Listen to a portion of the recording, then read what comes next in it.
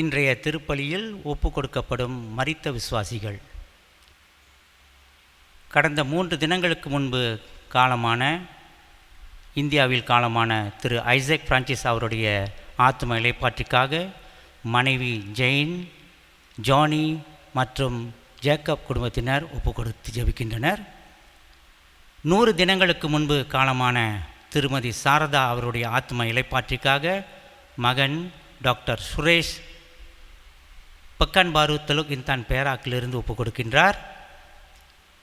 23 ஆண்டுகளுக்கு முன்பு காலமான தன்னுடைய தகப்பனார் சின்னப்பன் ராயர் அவருடைய ஆத்ம இளைப்பாற்றிக்காக மகன் ஆரோக்கியசாமி கில்லானிலிருந்து ஒப்பு கொடுக்கின்றார். கடந்த 1.5 ஆண்டுகளுக்கு முன்பு காலமான தன்னுடைய மனைவி சேவியர் மேரி அவருடைய ஆத்ம இளைப்பாற்றிக்காக கணவர் திரு ஆரோக்கியசாமி கில்லானிலிருந்து ஒப்பு கொடுத்து ஜெபிக்கின்றார்.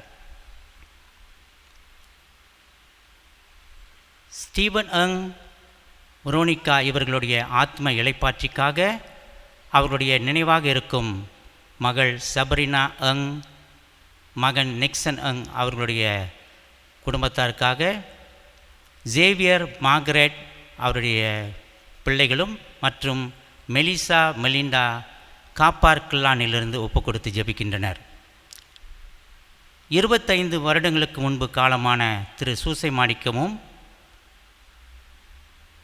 பாக்கியம் 3 ஆண்டுகளுக்கு முன்பு காலமான இவர்களுடைய ஆத்ம இளைப்பாற்றிக்காக தாமான் மாஜுவை சேர்ந்த ஆந்தனிநாதன் செல்வமேரி குடும்பத்தினர் ஒப்பு கொடுக்கின்றனர்.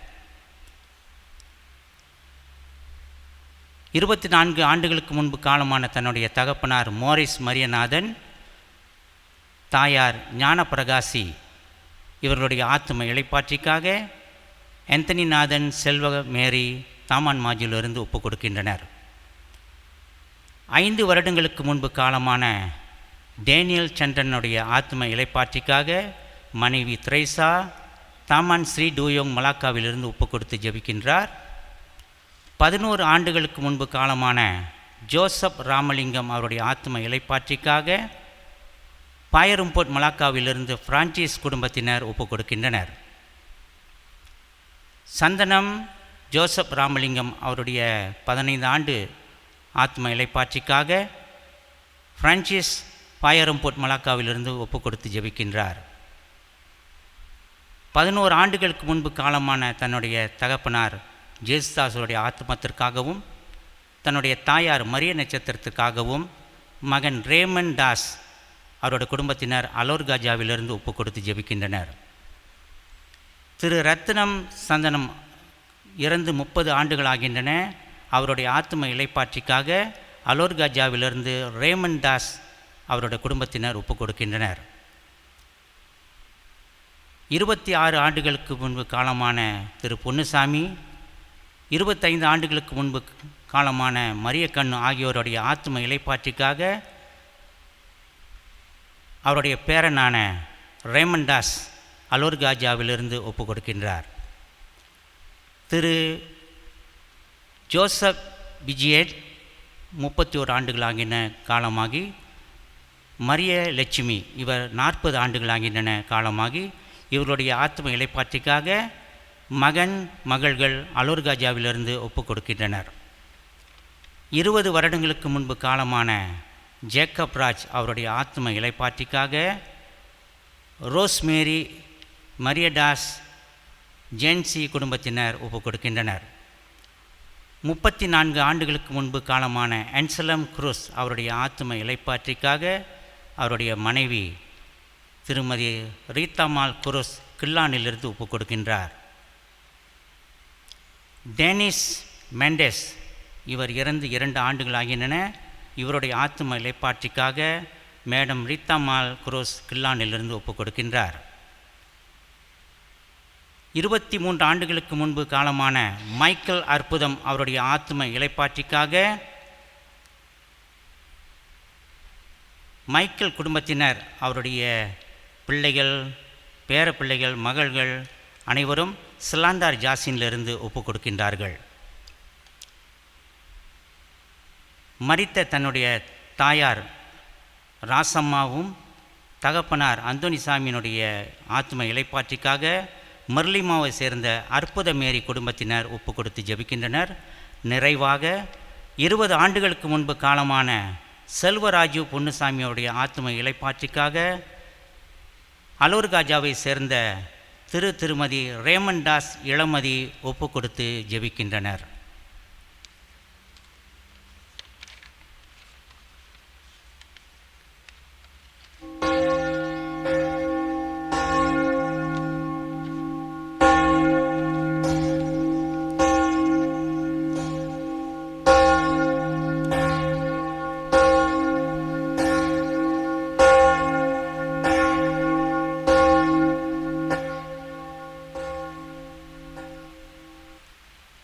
புனித மிக்கேல் அதிதூதரை நோக்கி ஜெபம். அதிதூதரான புனித மிக்கேலே, எங்கள் போராட்டத்தில் எங்களை காத்தருளும். சாத்தானின் வஞ்சக சூழ்ச்சிகளில் எங்கள் துணையாயிரும்.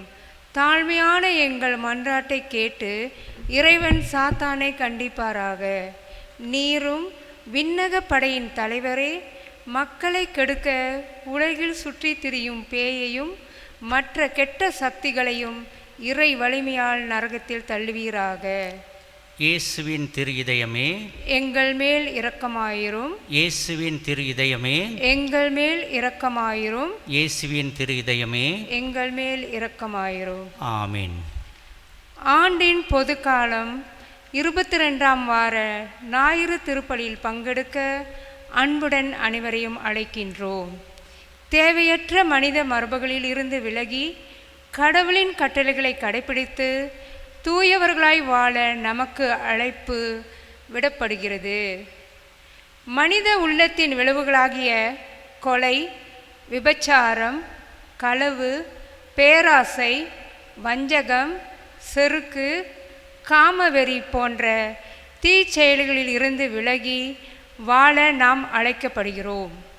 உடலின் தூய்மையை விட உள்ளத்தின் தூய்மையை கடவுள் நம்மிடம் எதிர்பார்க்கிறார் என்பதை இயேசு நமக்கு எடுத்துரைக்கிறார். நம் கடவுளின் விருப்பத்தை நிறைவேற்றும் தூய எண்ணம் கொண்டவர்களாய் வாழ வரும் வேண்டி இத்திருப்பலியில் வேண்டிக் கொள்வோம்.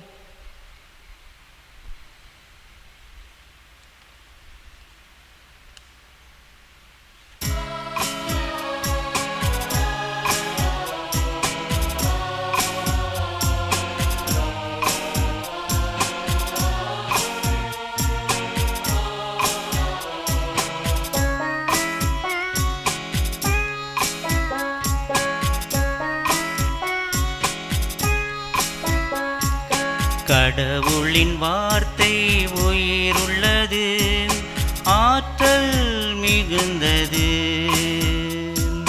ஆவியில் மலர்ந்தது, நல்வழி சேர்ப்பது, இதயத்தை அறிவது. கடவுளின் வார்த்தை உயிருள்ளது.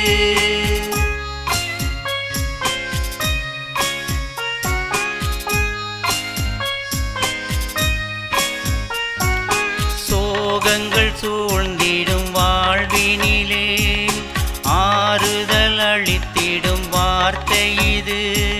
சோகங்கள் சூழ்ந்திடும் வாழ்வினிலே ஆறுதல் அளித்திடும் வார்த்தை இது. நம்பிக்கை இழந்து சோர்ந்தவர்க்கு புது வழி தந்திடும் வார்த்தை இது. அமைதியை அருளும் வார்த்தை இது. ஆற்றலை தந்திடும் வார்த்தை இது. கடவுளின் வார்த்தை உயிருள்ளது, ஆற்றல் மிகுந்தது, ஆவியில் மலர்ந்தது, நல்வழி சேர்ப்பது, இதயத்தை அறிவது. கடவுளின் வார்த்தை உயிருள்ளது.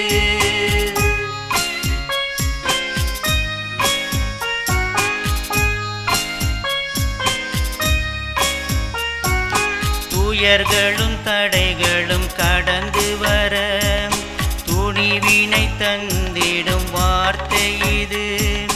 துயர்களும் தடைகளும் கடந்து வர துணிவி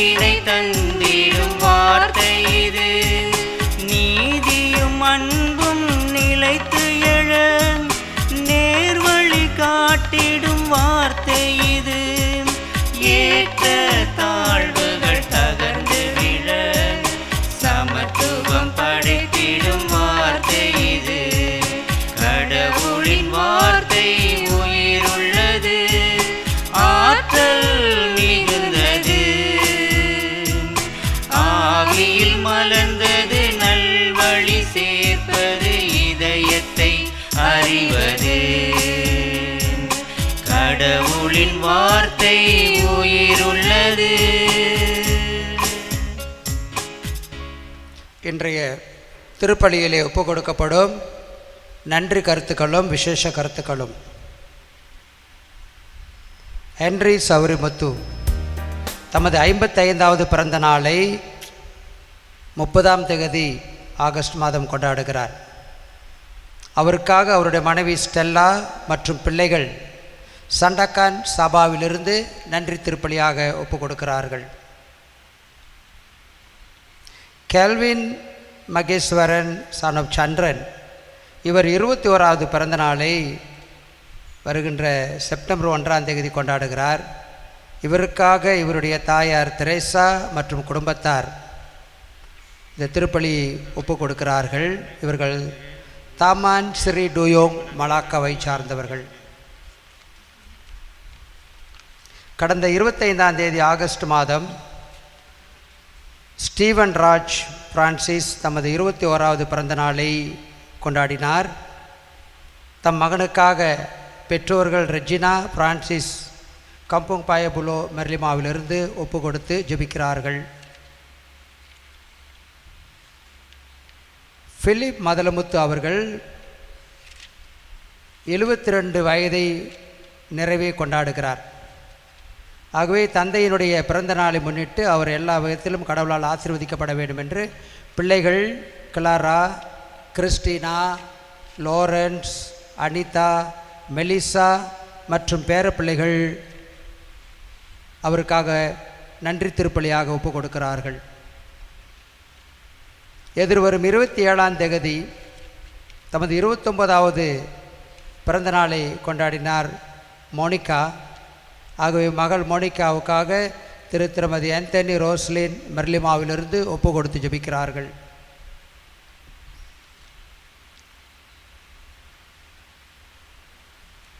திருமதி மரியப்பிரகாசம் பாத்திமா தங்களுடைய திருமண 19ஆம் ஆண்டு நிறைவிழாவை 31ஆம் தேதி இந்த ஆகஸ்ட் மாதம் கொண்டாடுகிறார்கள். அவர்களுக்காக பிள்ளைகள் சாரா, மோனிகா, ரேஷல் மற்றும் சிசிலியா மெர்லிமாவிலிருந்து ஒப்பு கொடுத்து ஜெபிக்கிறார்கள். நன்றி திருப்பலியாக ஆந்தனி குரோஸ், ரஞ்சினி விக்டோரியா அயர்க்ரோ மலாக்காவிலிருந்து நன்றி திருப்பலியாக தங்கள் குடும்பத்தையும் தங்களையும் ஒப்பு கொடுத்து ஜெபிக்கிறார்கள். நன்றி திருப்பலியாக தங்களையும் தங்கள் குடும்பத்தையும் திருமதி ரேமண்டாஸ் இளமதி ஒப்பு கொடுக்கிறார்கள். அருமையான பிள்ளைகளை இறைவன் பரிசாக கொடுத்ததற்காக ஆரியன் டாஸ், ஏரன் டாஸ், அலீனா, மேரியன் இவர்களுக்காகவும் ஒப்பு கொடுக்கிறார்கள். நன்றி திருப்பலியாக தம்பாப்பையா மலாக்காவிலிருந்து ஜேம்ஸ் சுமதி குடும்பத்தார் ஒப்பு கொடுக்கிறார்கள். விசேஷ கருத்துக்காக லூக்கா சந்தனி கம்புங் பாயபுலோ மெர்லிமாவிலிருந்து தாயார், மனைவி ஜெயமேரி, பிள்ளைகள் அதாவது மகன்கள் சார்ல்ஸ், ரிச்சர்ட், ஜான்சன் இவர்களை ஒப்பு கொடுத்து ஜெபிக்கின்றார். விசேஷ கருத்துக்காக திருமதி ஜஸ்டின், அனிதா, பர்தாம் மலாக்காவிலிருந்து ஒப்பு கொடுக்கிறார்கள். ஜோசப் குடும்பம், வின்சென்ட் குடும்பம், ஜோ குடும்பம் இவர்களை ஒப்பு கொடுத்து ஜெபிக்கிறார்கள். விசேஷ கருத்துக்காக ஜான் தெரேசா மற்றும் குடும்பத்தார் MITC அயர்க்ரோவிலிருந்து ஒப்பு கொடுத்து ஜெபிக்கிறார்கள். நிறைவாக லாடாங் புக்கி காஜாங் ஆரம்ப தமிழ் பள்ளியில் பணியாற்றும் திரு கே பிரகாஷ் அவர்களை ஒப்பு கொடுத்து அவர் நலம் பெற இந்த பெரும் தொற்றிலிருந்து விடுதலையாக ஒப்பு கொடுக்கின்றார்கள்.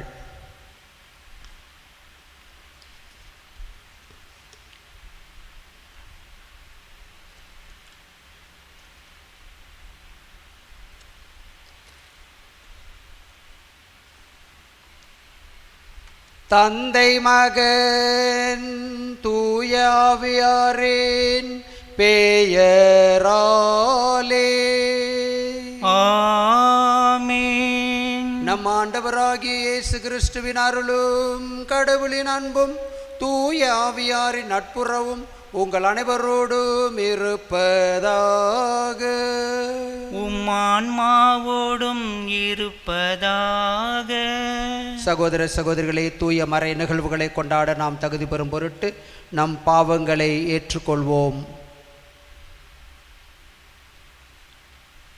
எல்லாம் வல்ல இறைவனிடமும் சகோதர சகோதரிகளே, உங்களிடமும் நான் பாவியென ஏற்றுக்கொள்கிறேன். ஏனெனில் என் சிந்தனையாலும் சொல்லாலும் செயலாலும் கடமையில் தவறியதாலும் பாவங்கள் பல செய்தேன். என் பாவமே, என் பாவமே, என் பெரும் பாவமே. ஆகையால் எப்போதும் கன்னியான புனித மரியாவையும் வானதூதர் புனிதர் அனைவரையும் சகோதர சகோதரிகளை உங்களையும் நம் இறைவனாகிய ஆண்டவரிடம் எனக்காக வேண்டிக் கொள்ள மன்றாடுகிறேன். எல்லாம் வல்ல இறைவன் நம் மீது இரக்கம் வைத்து நம் பாவங்களை மன்னித்து நம்மை நிலை வாழ்வுக்கு அழைத்துச் செல்வாராக. ஆமீன்.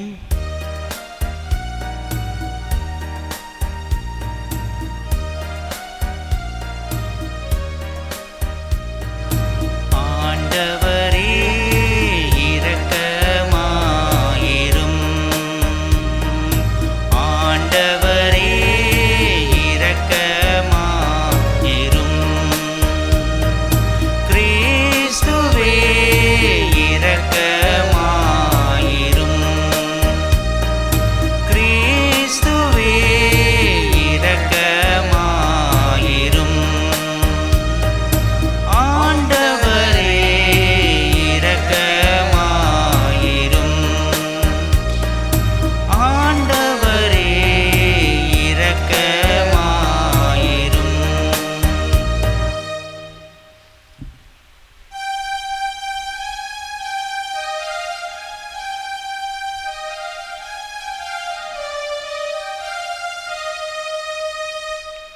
உன்னதங்களிலே கடவுளுக்கு மாட்சி உண்டாகுக. உலகினிலே நல் மனத்தோருக்கு அமைதியும் உண்டாகுக. புகழ்கின்றோம் யாம் உம்மையே, வாழ்த்துகின்றோம் இறைவனே. உமக்கு ஆராதனை புரிந்து உம்மை மாட்சிப்படுத்துகின்றோம் யாம். உமது மேலான மாட்சியின்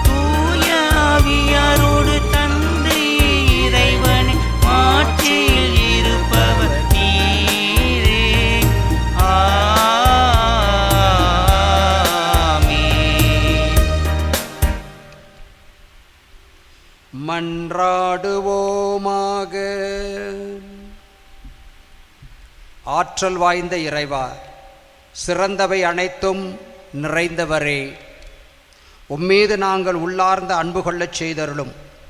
அதனால் எங்களது சமயப்பற்றை வளர்த்து நன்மைகளை பெருகச் செய்து நீர் எங்களில் கருத்துடன் உருவாக்கியதை பராமரித்து காத்தருள்வீராக. உம்மோடு தூய் ஆவியாரின் ஒன்றிப்பில் இறைவனா என்றென்றும் வாழ்ந்து ஆட்சி புரிகின்ற எங்கள் ஆண்டவர் மீட்பருமாகிய இயேசு கிறிஸ்துவின் வழியாக மன்றாடுகின்றோம். ஆமீன்.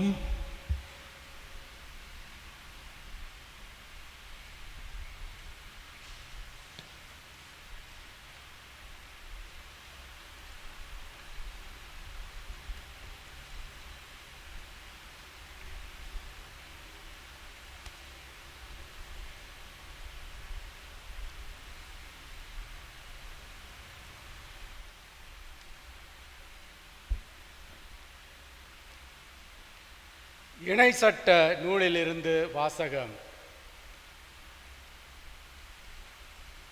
இஸ்ரேலரை கேளுங்கள், நான் உங்களுக்கு கற்றுத்தரும் நியமங்கள் முறைமைகளின்படி ஒழுகுங்கள். அதனால் நீங்கள் வாழ்ந்து உங்கள் மூதாதையரின் கடவுளாகிய ஆண்டவர் உங்களுக்கு கொடுக்கும் நாட்டுக்கு சென்று அதை உரிமையாக்குவீர்கள்.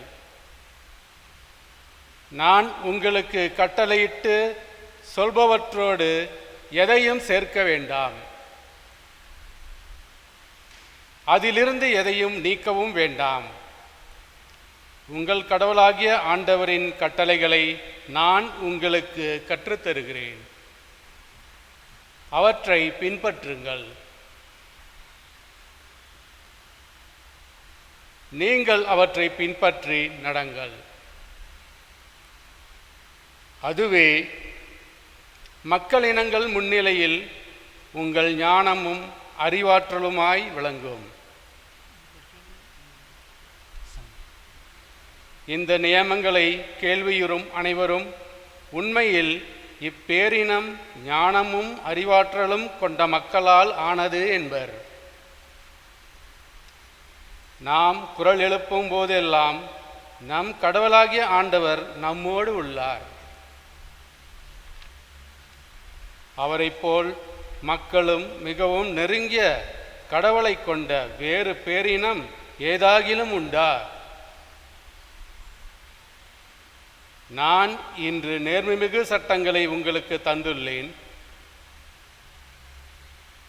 இவற்றை போன்ற நியமங்களையும் முறைமைகளையும் கொண்ட வேறு பேரினம் ஏதாகிலும் உண்டா? இது ஆண்டவர் வழங்கும் அருள்வாக்கு. இறைவனுக்கு நன்றி.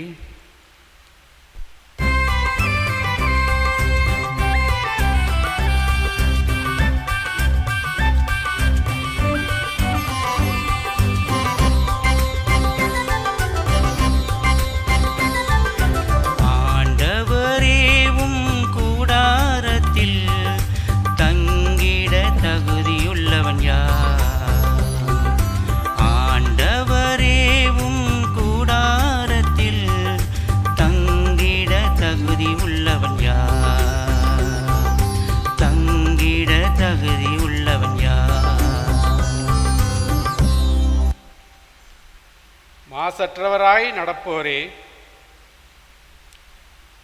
இன்னொரு நேர்மையுற செய்வார். உளமாற உண்மை பேசுவர், தம் நாவினால் புறங்கூறார்.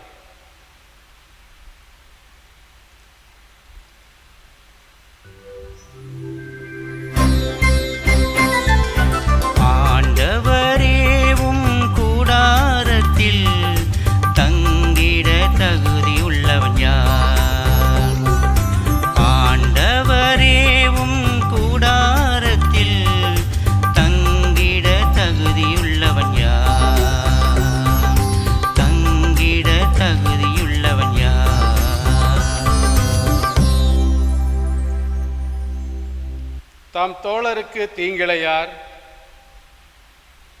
தம் அடுத்தவரை பழித்துரையார், நெறி தவறி நடப்போரை இழிவாக கருதுபவர், ஆண்டவருக்கு அஞ்சுவோரை உயர்வாக மதிப்பர்.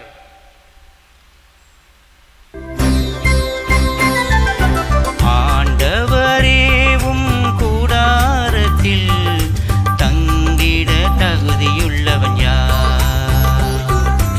ஆண்டவரேவும் கூடாரத்தில் தங்கிட தகுதியுள்ளவர் யார்? தங்கிட தகுதியுள்ளவன் யார்?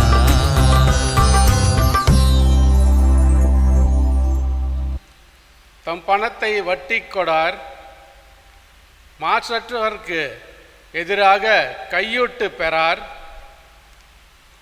இவ்வாறு நடப்போர் என்றும் நிலைத்திருப்பர்.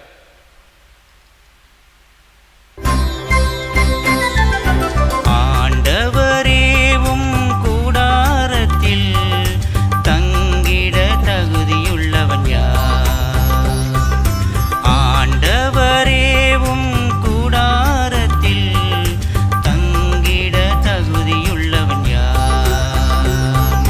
தங்கிட தகுதியுள்ளவன் யார்?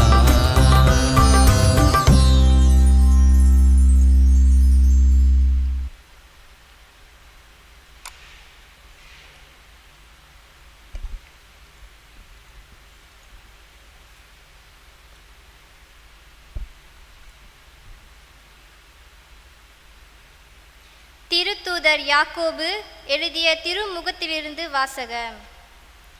சகோதரர் சகோதரிகளே, நல்ல கொடைகள் அனைத்தும் நிறைவான வரமெல்லாம் ஒளியின் பிறப்பிடமான விண்ணக தந்தையிடமிருந்தே வருகின்றன. அவரிடம் எவ்வகையான மாற்றமும் இல்லை. அவர் மாறிக்கொண்டிருக்கும் நிழல் அல்ல. தம் படைப்புகளுள் நாம் முதற்கனிகளாகும்படி உண்மையை அறிவிக்கும் வார்த்தையால் நம்மை ஈன்றெடுக்க அவர் விரும்பினார். உங்கள் உள்ளத்தில் ஊன்றப்பட்ட வார்த்தையை பணிவோடு ஏற்றுக்கொள்ளுங்கள். அதுவே உங்களை மீட்க வல்லது. இறை வார்த்தையை கேட்கிறவர்களாக மட்டும் இருந்து உங்களை ஏமாற்றிக் கொள்ள வேண்டாம். அதன்படி நடக்கிறவர்களாயும் இருங்கள். தந்தையாம் கடவுளின் பார்வையில் தூய்மையானதும் மாசற்றமான சமய வாழ்வு எதுவெனில், துன்புறும் அனாதைகளையும் கைம்பெண்களையும் கவனித்தலும் உலகத்தால் கரைப்படாதபடி தம்மை காத்து கொள்வதும் ஆகும். ஆண்டவர் வழங்கும் அருள்வாக்கு. இறைவனுக்கு நன்றி.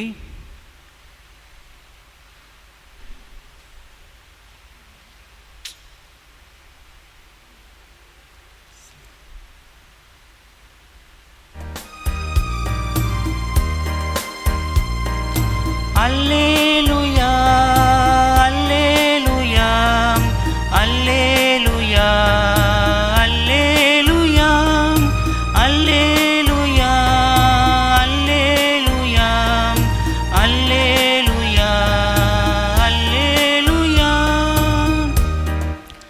தம் படைப்புகளுள் நாம் முதற்கனிகள் ஆகும்படி உண்மையை அறிவிக்கும் வார்த்தையால் நம்மை ஈன்றெடுக்க அவர் விரும்பினார்.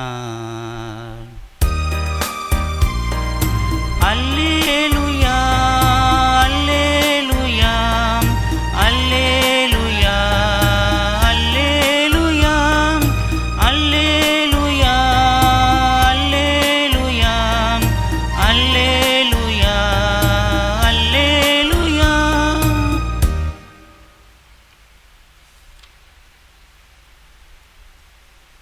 ஆண்டவர் உங்களோடு இருப்பாராக.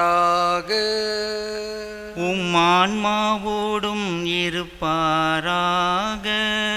புனித மார்க்கு எழுதிய நற்செய்தியிலிருந்து வாசகம். ஆண்டவரே, மாட்சி உமக்கே. ஒரு நாள் பரிசேயரும் ஜெருசலேமில் இருந்து வந்திருந்த மறைநூல் அறிஞர் சிலரும் இயேசுவிடம் வந்து கூடினர். அவருடைய சீடருள் சிலர் தீட்டான, அதாவது கழுவாத கைகளால் உண்பதை அவர்கள் கண்டார்கள். பரிசேயரும் ஏன் யூதர் அனைவருமே தம் மூதாதையர் மரபை பின்பற்றி கைகளை முறைப்படி கழுவாமல் உண்பதில்லை? சந்தையிலிருந்து வாங்கியவற்றை கழுவிய பின்னரே உண்பர். அவ்வாறே கிண்ணங்கள், பரணிகள், செம்புகள் ஆகியவற்றை கழுவுதல் போன்று அவர்கள் கடைபிடிக்க வேண்டிய மரபுகள் இன்னும் பல இருந்தன. ஆகவே பரிசேயரும் மறைநூல் அறிஞரும் அவரை நோக்கி, சீடர் மூதாதையர் மரபுபடி நடவாமல் தீட்டான கைகளால் உணவு அருந்துவது ஏன் என்று கேட்டனர். அதற்கு அவர், வெளிவேடக்காரர்களாகிய உங்களை பற்றி ஏசாயா பொருத்தமாக இறைவாக்கு உரைத்திருக்கிறார். இம்மக்கள் உதட்டினால் என்னை போற்றுகின்றனர், இவர்கள் உள்ளமோ என்னை விட்டு வெகு தொலைவில் இருக்கிறது. மனித கட்டளைகளின் கோட்பாடுகளாக கற்பிக்கின்றனர். இவர்கள் என்னை வழிபடுவது வீண் என்று அவர் எழுதியுள்ளார். நீங்கள் கடவுளின் கட்டளைகளை கைவிட்டு மனித மரபை பின்பற்றி வருகிறவர்கள் என்று அவரிடம் கூறினார். இயேசு மக்கள் கூட்டத்தை மீண்டும் தம்மிடம் வரவழைத்து அவர்களை நோக்கி, நான் சொல்லுவதை அனைவரும் கேட்டு புரிந்து கொள்ளுங்கள். வெளியே இருந்து மனிதருக்குள்ளே சென்று அவனை தீட்டுப்படுத்தக்கூடியது ஒன்றுமில்லை. மனிதருக்கு உள்ளே இருந்து வெளியே வருபவையே அவர்களை தீட்டுப்படுத்தும். ஏனெனில் மனித உள்ளத்திலிருந்தே பரத்தமை, களவு, கொலை, விபசாரம், பேராசை, தீச்செயல், வஞ்சகம், காமவெறி, பொறாமை, பழிப்புரை, சிறுக்கு, மதிகேடு ஆகியவற்றை செய்ய தூண்டும் தீய எண்ணங்கள் வெளிவருகின்றன. தீயவனாகிய இவை அனைத்தும்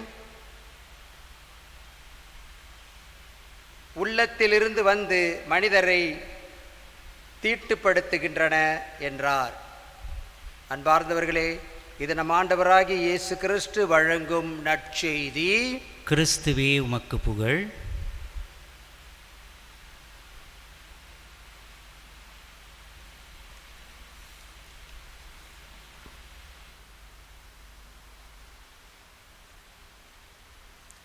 முதல் வாசகத்தின் பின்னணியை பார்ப்போம். இணைச்சட்ட நூலிலிருந்து எடுக்கப்பட்டது. இணைச்சட்டம் 4ஆம் அதிகாரம், திருவசனம் 1-2, பிறகு 6-8 வரை. என் அன்பார்ந்தவர்களே, இணைச்சட்ட நூலில் வரும் பெரும்பான்மையான, அது அதிகமான பகுதிகள் ஏற்கனவே கொடுக்கப்பட்ட லேவியர் ஆகமம், விடுதலை பயண நூல், எண் ஆகமம் போன்ற புத்தகங்களிலிருந்து எடுக்கப்பட்டவை. சீனாய் மலையிலிருந்து யோர்தான் பள்ளத்தாக்கு வரையிலான பயணத்தின் வரலாறு நிகழ்வுகள் இதில் பதிவு செய்யப்பட்டுள்ளன. நீண்ட அல்லது நீளமான 3 சொற்பொழிவுகளை மோசே இதில் அளிக்கின்றார். இந்த இணைச்சட்ட நூலிலே இறைவனுக்கும் மக்களுக்கும் இணைப்பாளராக விளங்கிய மோசே என் நிலையிலும் இறைவனுக்கு கீழ்ப்படிந்து வாழ வேண்டும் என்று அழைப்பு விடுக்கின்றார். மேலும் மோசே சொல்லுகிறார், உடன்படிக்கையின் வரலாற்றை நினைவூட்டி இறைவனின் சட்டங்களையும் விளக்குகின்றார். இன்றைய முதல் வாசகத்தில், அதாவது திருச்சட்ட நூலில் இறைவனின் சட்டங்கள் ஞானத்தை உள்ளடக்கியது. அன்பார்ந்தவர்களே, அவற்றை கடைபிடிக்க வேண்டும் என்றும் மோசே வலியுறுத்துகின்றார். இந்த வாசகத்தில் ஒரு பகுதி ஆரம்பத்தில், இஸ்ரேலரே கேளுங்கள், அவங்க மொழியில் ஷேமா இஸ்ராயேல் அப்படின்வாங்க. இஸ்ராயேலரே கேளுங்கள், நான் உங்களுக்கு கற்றுத்தரும் நியமங்கள் முறைமைகளின்படி ஒழுகுங்கள், அதனால் நீங்கள் வாழ்ந்து உங்கள் மூதாதையரின் கடவுளாகிய ஆண்டவர் உங்களுக்கு கொடுக்கும் நாட்டுக்கு சென்று அதை உரிமையாக்குவீர்கள். இணைச்சட்ட நூல் அதிகாரம் 4 திருவசனம் 1-2. ஆகவே இறைவன் சொல்லுவதை மனிதன் கேட்க வேண்டும். ஆகவே இந்த கட்டளைகள் எல்லாம் எழுதப்பட்டு அவங்களுக்கு கொடுக்கப்பட்டிருக்கின்றன. சுருக்கமாக சொல்ல போனால் என்ன பெரியமானவர்களே, இன்றைய முதல் வாசகத்தில் கடவுள் மோசே வழியாக இஸ்ராயேல் மக்களுக்கு கூறுவது, கடவுளுடைய கட்டளைகளை கூட்டாமலும் குறைக்காமலும் நீங்கள் கடைபிடித்தால் நீங்கள் கடவுளுக்கு நெருக்கமானவர்களும் பிரியமானவர்களுமாய் இருப்பீர்கள். கடவுள் கொடுத்த அந்த கட்டளை நமக்கு எல்லாரும் தெரியும். கடவுள் 10 கட்டளை கொடுத்தார். சீனாய் மலையிலே அவர் 10 கட்டளை கொடுத்தார். அதை கூட்டவும் கூடாது, அதை குறைக்கவும் கூடாது என்றன. 2ஆம் வாசகத்தில் யாக்கோபு இயேசுவின் 12 திருத்தூதுவர்கள், அதாவது சீடர்கள் இல்லை, அப்போஸ்தலரில் ஒருவர் தான் யாக்கோபு. இந்த யாக்கோபு எழுதிய இந்த கடிதத்தில் அவர் மிகவும் அழகாக சொல்லுகிறார், இறை வார்த்தை வாசித்தால் மட்டும் போதாது, இறை வார்த்தை சொல்லுவதை நம் வாழ்விலே செய்ய வேண்டும். மரபுகளின் கருத்துப்படி இந்த யாக்கோபு நம் ஆண்டவராகிய இயேசுவின் சகோதரர் என்று சொல்லப்படுகிறார். இவர் ஜெருசலேம் திருச்சபையினுடைய தலைவராகவும் இருந்தவர். பவுலடியாருடைய மிகவும் தொடர்பு கொண்டவராக இருக்கிறார். கலாத்தியர் அதிகாரம் 1 திருவசனம் 19, தொடர்ந்து 2ஆம் அதிகாரம் 9ஆம் வசனம் 12ஆம் வசனம், திருத்தூதர் பணி 15ஆம் அதிகாரம் 13ஆம் வசனங்களை பார்த்தீங்கன்னா இந்த யாக்கோபுக்கும் பவுலடியாருக்கும் தொடர்பு இருப்பதை நாம் அறிந்து கொள்ள முடியும். என் அன்பார்ந்தவர்களே, இந்த நூலை, இந்த கடிதத்தை, யாக்கோபு எழுதிய கடிதம் சிதறுண்டு வாழும் 12 குலத்தவருக்கு என தொடங்குவதன் மூலம் சிரியா மற்றும் பாலஸ்தீனாவில் வாழ்ந்த யூத கிறிஸ்தவர்களுக்காக இது எழுதப்பட்டதாக சொல்லப்படுகிறது. யூதர்கள் கிறிஸ்தவர்களாக மாறினார்கள். இன்றைய வாசக பகுதியிலே ஞான வாழ்வுக்கு பயன்படக்கூடிய 3 கருத்துக்களை யாக்கோபு கூறுகின்றார். அவை என்னவென்று பார்ப்போம். 1வது, யாக்கோபு சொல்லுகிறார், இறைவன் நல்லவர், நல்லவை அனைத்தும் அவரிடமிருந்தே வருகின்றன. கடவுள் நல்லவர், நல்லதெல்லாம் அவர்கிட்ட இருந்து தான் வருது. அப்படின்னா கோவிட் அவர்கிட்ட இருந்து வரலை. இந்த பெரும் தொற்று, இந்த பெண்டமிக் என்று சொல்லக்கூடிய இந்த பெரும் தொற்று நிச்சயமாக கடவுளிடமிருந்து வந்ததாக இருக்காது. யாக்கோபு இன்னைக்கு அதற்கு சான்று பகிர்கிறார். இறைவன் நல்லவர், அவர் ஒளிமயமானவர், அந்த ஒளியிலிருந்து நன்மை தான் நமக்கு பிறக்கும். 2வது, சினமற்ற வாழ்வு சிறப்பான வாழ்வு என்று சொல்லுகிறார். கோபப்படாத வாழ்வு, ஆத்திரப்படக்கூடாது, கோபப்படக்கூடாது, அதுதான் சிறப்பான வாழ்வு என்று யாக்கோபு சொல்லுகிறார். 3வதாக, விசுவாச வாழ்வின் அளவுகோல் பிறர் நலம் பேணல். நம்முடைய விசுவாசம் எப்படிப்பட்டதாக இருக்குது என்பதை ஒரு அளந்து பார்ப்பதற்கு நாம் மற்றவங்க மேலே காட்டுகின்ற அக்கறையும் அன்பையும், மற்றவங்க மேலே நாம் காட்டுகின்ற அக்கறையும் அன்பில் தான் அடங்கி இருக்கிறது. நான் மட்டும் வாழ்ந்தால் போதாது, மற்றவர்கள் வாழ வேண்டும். நான் மட்டும் இந்த கோவிட்லிருந்து விடுதலை பெற்றா பத்தாது, மற்றவர்களும் விடுதலை அடைய வேண்டும். எல்லாரும் நலமாக வாழ வேண்டும். கடவுள் படைத்த இந்த அழகான இந்த பூமி காப்பாற்றப்பட வேண்டும் என்ற நல்ல எண்ணம் நமக்கு இருக்கணும். பிறர் நல்ல சேவை இருக்கணும். இதை இன்றைய வாசகத்தில் யாக்கோபு நமக்கு தெளிவுபடுத்துகிறார். மேலும் அனைவராலும் கைவிடப்பட்டவர்களுக்கு புரியும் இந்த தொண்டு, சிறப்பான தொண்டு எதுன்னா, அனாதைகளுக்கும் விதவைகளுக்கும் ஆதரவு கொடுக்க வேண்டும். இதை யாக்கோபு வலியுறுத்தி கொள்ளுகின்றார். பெரும்பாலான அறிஞர்களின் கருத்தும்படி முதலாவதாக எழுதப்பட்ட இந்த மார்க்கு நற்செய்திக்கு வருவோம். 4 நற்செய்தி முதல் எழுதப்பட்டது. இது பிற இன கிறிஸ்தவர்களை குறிப்பாக கண்முன் கொண்டு எழுதப்பட்டதாக சொல்லப்படுகிறது. யூத மதத்தை சாராத மக்களுக்காக, பிற மதத்திலிருந்து கிறிஸ்துவை ஏற்றுக்கொண்டவர்களுக்காக எழுதப்பட்டது தான் மார்க்கு சுவிசேஷம் என்று சொல்லப்படுகிறது. இந்த நூலாகப்பட்டது கிறிஸ்துவுக்கு பின் 64ஆம் ஆண்டிலிருந்து 70ஆம் ஆண்டுக்குள் எழுதப்பட்டு இருக்கலாம் என்றும் கருதப்படுகிறது. இன்றைய நற்செய்தியாளரில் மார்க்கு நற்செய்தியாளர் மூலம் பரிசேயரும் மறைநூல் அறிஞர்களும் மற்றும் யூதர் அனைவரும் பின்பற்றி வந்த மூதாதைய மரபை எடுத்து காட்டுகிறது. அவங்களிடமிருந்த பாரம்பரியம், பழக்க வழக்கங்கள், கை கால் சுத்தம் செய்தல், பாத்திரங்களை கழுவுதல், அவற்றை பயன்படுத்துவதற்கான தூய்மை செய்தல் போன்ற சுத்திகரிப்பு மரபை விளக்குகின்றது. இதெல்லாம் யூதரிடம் இருக்கின்றது. கை கழுவாமல் முன்சீடர்கள் இன்றைக்கு உண்டு விட்டார்கள் என்று ஒரு குறை சொல்லுகிறார்கள் இயேசுவிடம். ஆகவே இதை தொடர்ந்து பார்க்கும்போது பழமைக்கும் புதுமைக்கும் உள்ள ஒரு போராட்டத்தை இங்கே பார்க்குறோம். அகத்தூய்மைக்கும் புற தூய்மைக்கும் உள்ள தொடர்பையும் நாம் பார்க்கின்றோம். உள்ள தூய்மையா, உள்ளத்தில் தூய்மை இருக்கணுமா, வெளியில் தூய்மை இருக்கணுமா, இது ரெண்டுக்கும் ஒரு பெரிய போராட்டமாக இருக்குது. ஆகவே வெளிவேடத்தன்மை மற்றும் அவற்றால் ஏற்படும் தீமைகள் ஆகியவை பற்றி விளக்க, அதை விளக்குகின்ற ஒரு பேர் உரையாகவும் இன்றைய நற்செய்தி அமைகிறது. நண்பார்ந்த சகோதரிகளே, யூத மதத்திலே சடங்கு முறைகளையும் சம்பிரதாயங்களையும் கடைப்பிடிப்பது புண்ணியம் என்று சொல்லப்படுகிறது. யூத மதத்தில் அதை கடைப்பிடிக்காதது பாவம் என்ற நிலையும் இருந்து வந்தது. இதை கண்ணுற்ற இயேசுதான், இதை அறிந்த இயேசுதான் பரிசேயர்களும் சதுசேயர்களும் கடைப்பிடிக்க சொல்லி வற்புறுத்திய நியமங்கள், சட்டங்கள், சடங்கு சம்பிரதாயங்களை இருந்தன. இதை இயேசு ஆண்டவர் எதிர்க்கிறார். கடவுள் கொடுத்தது 10 கட்டளை தான். அவங்களுக்கு 10 கட்டளை நமக்கு தெரியும், 10 கட்டளை தான். அது கூட சில பேருக்கு தெரியாது. என்ன 10 கட்டளைன்னுவீங்க, அது என்னன்னு. முதல் கட்டளை, எனக்கு முன்பாக உனக்கு வேறு கடவுள் இருக்கக்கூடாது, நான் தான் உன் கடவுள், நானே உன் இறைவன், என்னை மட்டுமே நீ வழிபட வேண்டும். அதான் முதல் கட்டளை. 2வது, கடவுளுடைய திருப்பெயரை வீணாக சொல்லாது இருக்கணும். 3வது, கடவுளுடைய திருநாட்களை பரிசுத்தமாய் அனுசரிக்க மறவாது இருப்பாயாக என்று எழுதப்பட்டிருக்கிறது. இந்த 3 கட்டளையும் கடவுளுக்கு நமக்கும் உள்ள உறவை வலுப்படுத்த சொல்லப்பட்ட கட்டளைகள். 4வது கட்டளை உறவு, தந்தைக்கும் மகனுக்கும் பிள்ளைகளுக்கும் பிதாவையும் மாதாவையும் சங்கித்திருப்பாயாக. அப்படின்னா respect honour your father and மாதர்னு ஆங்கிலம் சொல்லுவாங்க. அவங்களை நாம் மதிக்க வேண்டும், மிதிக்கக்கூடாது. பெற்றோர்களை நாம் போற்ற வேண்டும். ஆகவே பொய் சொல்லாதிருப்பாயாக, மோகப்பாவம் செய்யாதிருப்பாயாக, களவு செய்யாதிருப்பாயாக, பொய் சாட்சி சொல்லாதிருப்பாயாக, பிறர் உடைமையை விரும்பாதிருப்பாயாக, பிறர் தாரத்தையோ அல்லது பிறருடைய கணவரையோ விரும்பாதிருப்பாயா என்பது 10 கட்டளை. இது நமக்கும் மற்றவங்களுக்குள்ள உறவு முறையிலே நமக்கு இருக்க வேண்டிய நல்ல பண்புகளை, நல்ல பழக்க வழக்கங்களை சொல்லுகிறது. இதுதான் 10 கட்டளை. 10 கட்டளை நமக்கு போதும். ஆனால் யூதர்கள் என்ன செய்தார்கள், பரிசேயர்களும் சதுசேயர்களும் இந்த 10 கட்டளையே 613 கட்டளையாக அவர்கள் மல்டிப்ளை பண்ணாங்க, அதிகரிச்சுக்க செய்தார்கள்.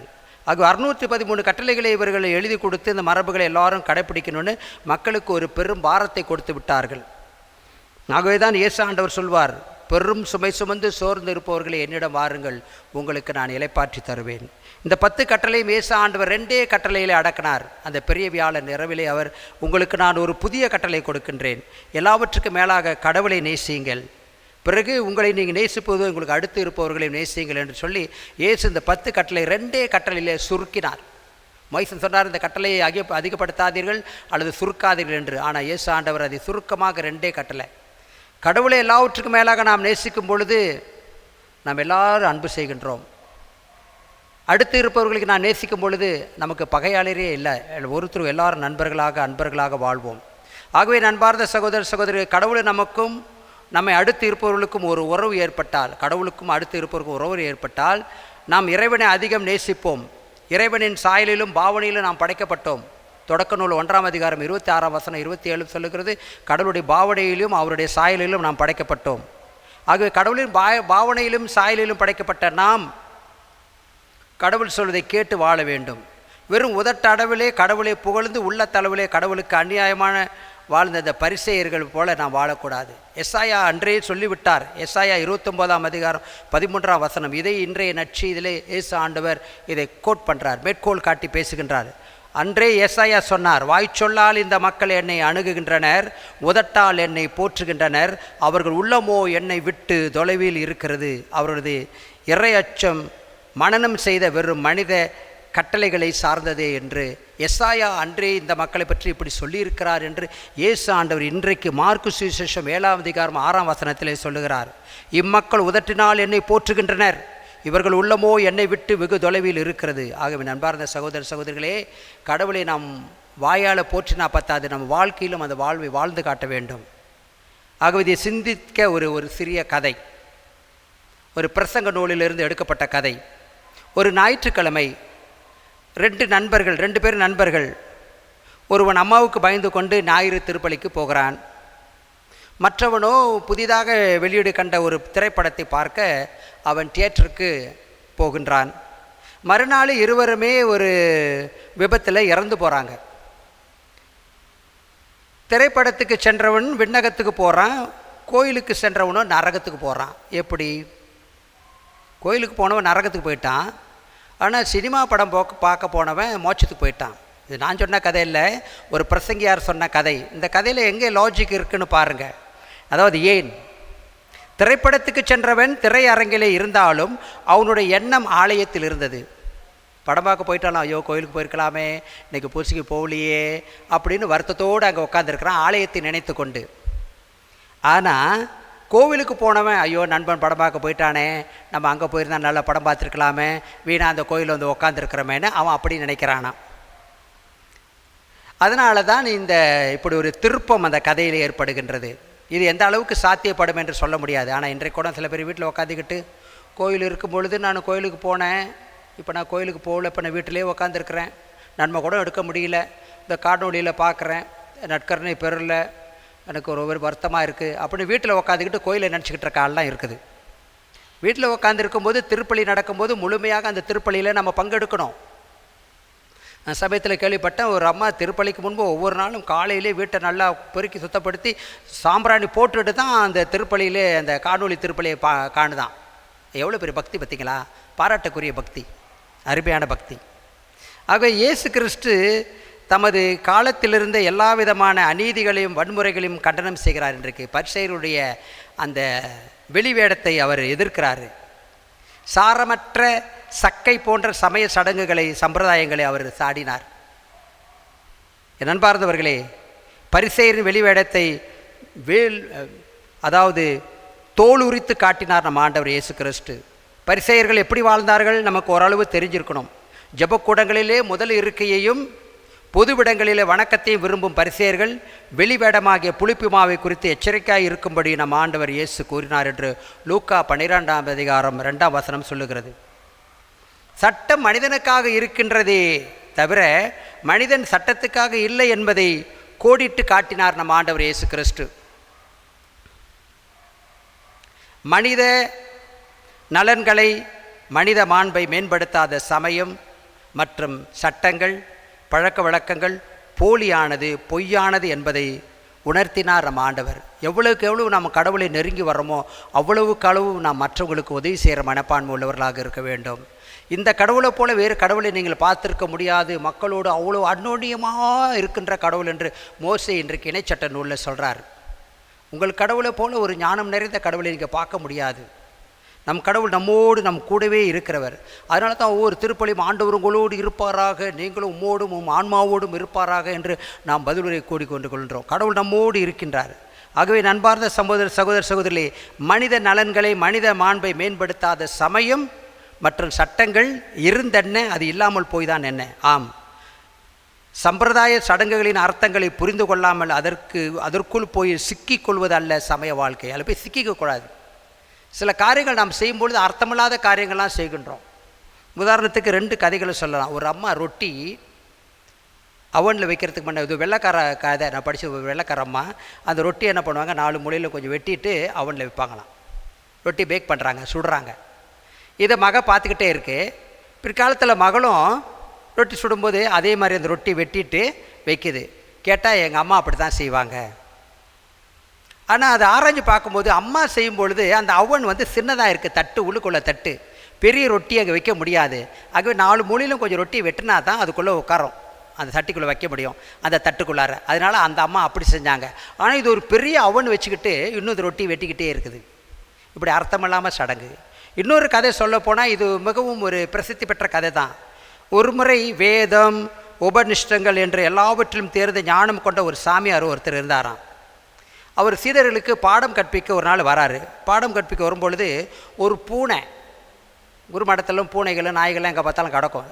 அதுக்கு ஒரு பூனை அங்கே இங்குமா தாவிக்கிட்டு இருக்குது. அதனால் இவருக்கு எந்த ஒரு டிஸ்ட்ரக்ஷன் சொல்லுவாங்களே, அதாவது இவருக்கு எந்த ஒரு பிரச்சனையும் அதில் இல்லை. இவர் சிந்தனை சிதறவில்லை, சரியாக தான் இருக்குது. ஆனால் மாணவர்கள்லாம் அந்த பூனையை பார்த்துக்கிட்டு இருந்தாங்க. உடனே என்ன சொன்னார், போய் ஒரு கயிறு எடுத்துகிட்டு அந்த பூனையை கட்டி போட்டு பாடத்தை நடத்தினார். ஒவ்வொரு நாளும் இந்த மாதிரி ஒரு பாடம் நடத்தும் போதெல்லாம் அந்த பூனை இந்த மாதிரி இது அங்கேயும் இங்கேயும் குதிச்சுக்கிட்டு இருக்கோம். இவர் அந்த பூனையை கட்டிக்கிட்டே வந்தாராம். கொஞ்ச நாள் ஆச்சு. அந்த சாமியார் செத்துட்டார். இன்னொரு சாமியார் வந்தார். அவரும் ரொம்ப போதிச்சுட்டு இருக்காரு. இந்த பூனையை கட்டிக்கிட்டே இருக்கிறாங்க. கொஞ்ச நாள் ஆகி அந்த பூனையும் செத்து போச்சு, இந்த சாமியார் செத்து போயிட்டார். இன்னொரு சாமியார் வராரு. அதே குரு மடத்தில் படித்தவர், அதே மடத்தில் படித்தவர் வராரு. ஒரு ப்ரொஃபஸராக அவர் பாடம் நடத்த வரும்பொழுது மாணவர்கிட்ட கூப்பிட்டு கேட்குறாராம், ஏண்டா பூனையை கட்டலையா? அவங்க பூனை எதுக்கு கட்டினாங்கன்னு இவருக்கு தெரியாது. ஏண்டா பூனையை கட்டலை? பூனையை கட்டி வச்சோடனே தான் அவர் பிரசங்கம் ஆரம்பிக்கிறாராம், அவர் போதிக்க ஆரம்பிக்கிறாராம். அது என்ன அர்த்தம் உள்ள சடங்காது? யூதர்கள் இப்படி தான். ஒரு காலத்தில் கடவுள் அவங்களுக்கு ஒரு கட்டளை கொடுத்தாரு, மோசே காலத்தில் கொடுக்கப்பட்டது. அதை கடைசி வரைக்கும் பிடிச்சு கொண்டு இதுதான் என்று அப்படியே வாழ்கின்ற மக்களாக இருக்கிறோம். ஆக இன்றைக்கும் அப்படிப்பட்ட மக்கள் இருக்கிறோம். நேற்று தினம் நான் ஒரு சகோதரரை சந்திக்க போனேன். அவர் ஒரு கடை வைத்திருக்கிறவர், ஒரு சீனர். அவர் என்கிட்ட கேட்டார், ஃபாதர் நான் உங்களை ஒரு கேள்வி கேட்கணும். என்ன கேள்வியை கேட்க போகிறேன்? வீட்டில் 2 மெழுகுத்திரி கொளுத்தி சாமி கும்பிட்டா நல்லதா, இல்லை 1 மெழுகுத்திரி கொளுத்தி வைக்கலாமா? ஏன்ப்பா இந்த கேள்வி கேட்குறேன்னு. இல்லை, என் வீட்டில் பீடம் சின்னதாக தான் இருக்குது, 1 மெழுகுத்திரி கொளுத்துறதுக்கு தான் இடம் இருக்குது, ஆனால் அங்கே 2 மெழுகுத்திரி கொளுத்துனா தான் என் ஜெபம் கேட்கப்படும் என்று எனக்கு சில பேர் சொல்கிறாங்க. நீங்கள் என்ன நினைக்கிறீங்கன்னு. அட, நீ 2 மெழுகுத்திரி கொளுத்தினாலும் சரி, 1 மெழுகுத்திரி கொளுத்தினாலும் சரி, அல்லது நீ மெழுகுத்திரியே கொளுத்தாமல் ஜெபிச்சாலும் சரி, அங்கே கடவுள் இருக்கிறாரா இல்லையான்னு கேட்டேன். அப்போ சொன்னார், இப்போ எனக்கு விளங்குச்சு பாதை. இந்த மாதிரி நாம் பொருந்தாத கருத்துக்களை எல்லாம் சொல்லி இன்றைக்கும் நாம் பரிசேயர்களை போல மக்களை அலகழிக்கிற மக்களாக இருக்கிறோம். ஆகவே நண்பார்ந்த சகோதர சகோதரிகளே, இன்றைய வாசகங்கள் வழியாக 3 வாசகங்களே நல்ல அருமையான கருத்துக்கள் தான். ஆகவே இறைவனின் பார்வையில் சட்டங்கள் தேவைதான். சட்டம் இல்லாத வாழ்க்கையில் சட்டங்கள் மனித மாண்புக்கும் சமுதாய வளர்ச்சிக்கும் தேவையான ஒன்று தான். சட்டம் வேணும். எனினும் சட்டங்கள் சம்பிரதாயங்கள் இல்லாத சமுதாயத்தில் ஒழுக்கம் என்பது இருக்காது. சுருங்க சொன்னால் அது கடிவாளம் இல்லாத குதிரை போன்றது. ஆகையால் தான் இறைவன் இஸ்ராயல் மக்களின் வளர்ச்சிக்காக சட்டங்கள் தருவதை முதல் வாசகம் சுட்டி காட்டுகிறது. நான் இன்று நேர்மை மிகு சட்டங்களை உங்களுக்கு தந்துள்ளேன் என இணைச்சட்ட நூல் 4ஆம் அதிகாரம் 7ஆம் வசனத்தில் இறைவன் கூறுகிறார். 2ஆம் வாசகத்தில் யாக்கோபு மனித நேயத்தை வளர்க்கும் சட்டங்களை தருகிறார். அது என்னவென்றால், துன்புறும் அனாதைகளையும் கைம்பெண்களையும் கவனிப்பதில் உலகத்தால் கரைப்படாதபடி நம்மை காத்து கொள்வதும் ஆகும் என்று சொல்லுகின்றார். ஆகிய நண்பார்ந்த சகோதர சகோதரிகளே, நமது உள்ளத்தையும் மனதையும் தூய்மைப்படுத்தக்கூடிய ஆற்றல் துன்புறும் அனாதைகளுக்கும் கைம்பெண்களுக்கும் நாம் செய்யும் உதவிகளுக்கு உண்டு என்கிறார் யாக்கோபு. இன்று நாம் நமது நடைமுறை வாழ்விற்கு வருவோம். நாம் நம்முடைய சமுதாயத்திலே உள்ள சட்டத்திட்டங்களை எம்முறையில் அணுகுகிறோம். இயேசுவின் பார்வையிலே சட்டங்களை பார்த்து பின்பற்றுகிறோமா, அல்லது யூத தலைவர்களின் பார்வையில் சட்டங்களை பார்த்து பின்பற்றுகிறோமா? இன்று நற்செய்தியின் மூலம் ஆண்டவர் இயேசு கிறிஸ்து நமக்கு எச்சரிக்கை மணி அடிக்கின்றார். வெளிப்படையான செயல்களை மட்டும் செய்து வெளிவேடக்காரர்களான நீதிமானாக பக்திமானாக காட்டிக்கொள்ள முனையும் நம்மை எச்சரிக்கின்றார். ஆகவே நமது இதயத்திலே கசப்புணர்வு, காழ்ப்புணர்ச்சி, போட்டி, அகங்காரம், ஆணவம் இருக்கும் வரை நம்முடைய சட்டங்கள் பழக்க வழக்கங்கள் நம்மை நேர்மையாளனாக நீதிமானாக மாற்ற முடியாது. அதன் விளைவாக நாமும் கெட்டுப்போகும், மற்றவங்களையும் கேடான வாழ்க்கைக்குத்தான் இட்டுச் செல்வோம். ஆகிய நண்பார்ந்த இயேசு சகோதர சகோதரிகளே, இயேசு சட்டங்களை குருட்டுத்தனமாக அல்ல, மாறாக மனப்பக்குவத்தோடு சரியாக அவற்றை கடைப்பிடிக்க நம்மை அழைக்கின்றார். ஆகவே அந்த அழைத்தலுக்கு செவிமெடுத்து அவற்றை வாழ்வாக்குவோம். பிறருக்காக அந்த அருளின் வாழ்வை பகிர்ந்தளிப்போம். ஆகவே தான் அன்பும் நட்பும் எங்குள்ளதோ அங்கே இறைவன் இருக்கின்றார் என்று சொன்னார்கள். நாம் தூய உள்ளம் கொண்டவராக வாழ தேவையானவைகள் இன்றைய 3 வாசகங்களும் நமக்கு கற்பிக்கின்றன. அன்பார்ந்தவர்களே, இன்றைய உலகில் தூய வாழ்வு வாழ்வது என்பது மிகப்பெரிய ஒரு சவால். ஆனால் அந்த சவாலை நாம் ஏற்றுக்கொள்ள வேண்டும். இந்த சவாலை சந்தித்து தீமையை விளக்குவோம், நன்மையை துணிவுடன் செய்வோம். ஆகவேதான் அறிவுக்கு வேலை கொடு, பகுத்தறிவுக்கு வேலை கொடு, மூட பழக்கத்தை விட்டுவிடு.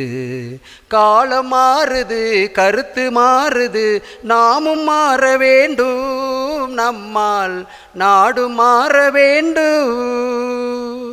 அறிவுக்கு வேலை கொடு, பகுத்தறிவுக்கு வேலை கொடு.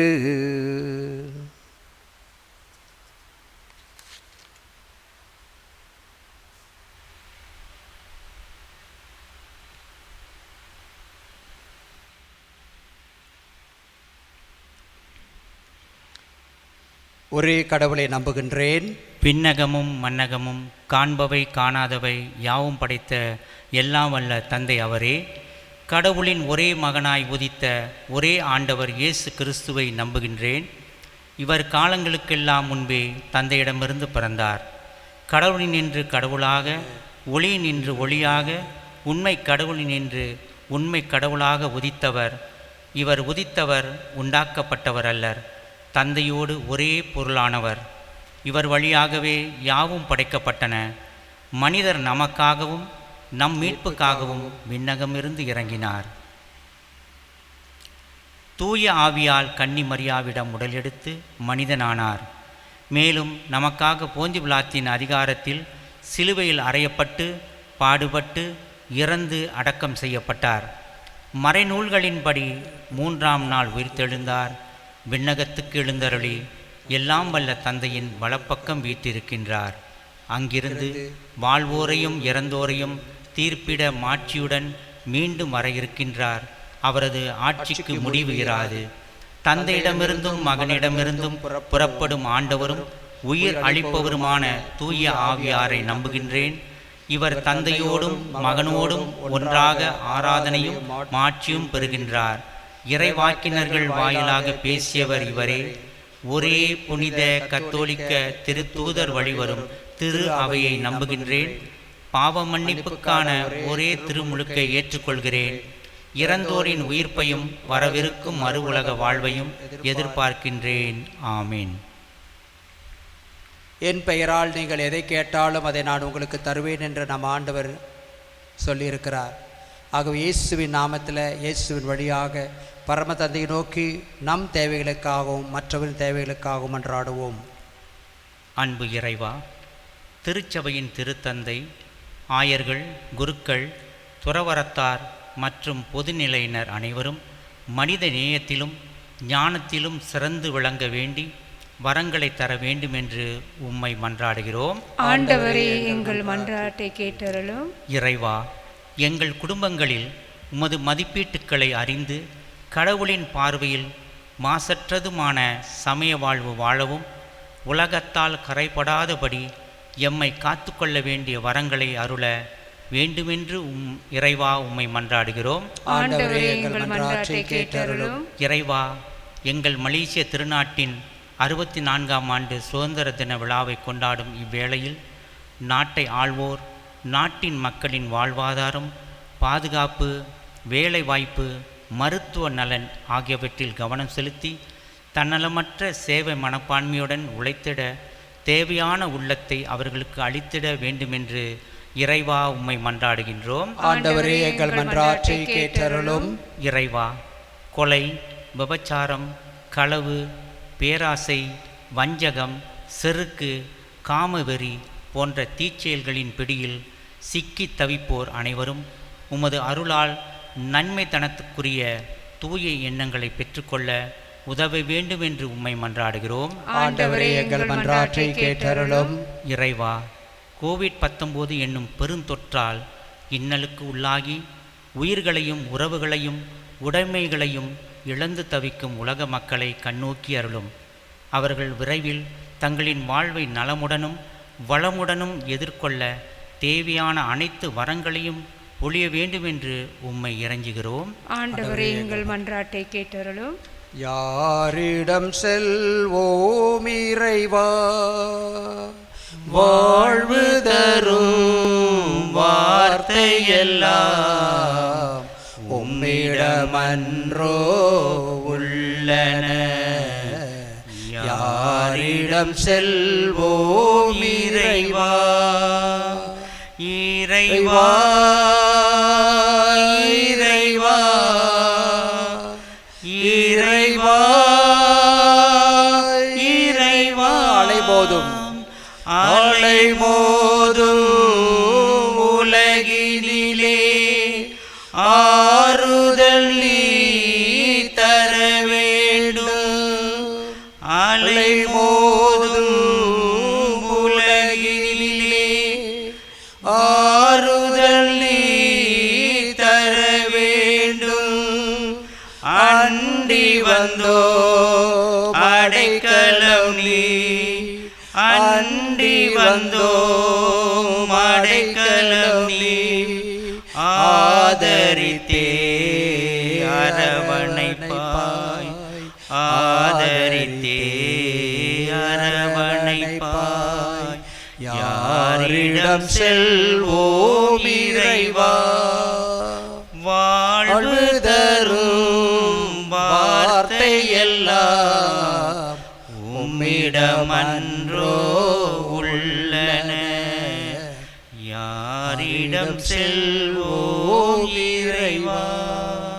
இந்த மன்றாட்டுக்களை எல்லாம் எங்கள் ஆண்டவரும் மீட்பருமாகிய இயேசு கிறிஸ்து வழியாக ஒப்பு கொடுத்து ஜெபிக்கின்றோம் நல்ல தந்தையே. ஆமீன்.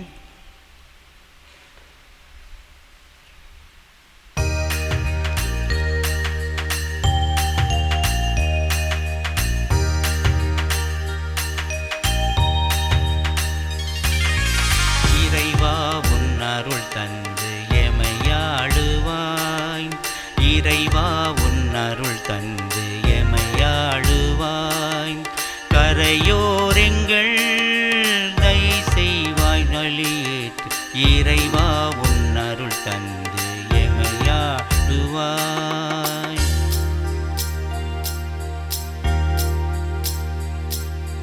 மண் மீது விளைவெல்லாம் பொன்னானதே, அன்பு மகத்தானதே, வடிவம் உருவானதே. மண் மீது விளைவெல்லாம் பொன்னானதே, அன்பு மகத்தானதே, வடிவம் உருவானதே. மறைவாழ்வு இதில் தானே நிறைவாகுமே, மறைவாழ்வு இதில் தானே நிறைவாகுமே.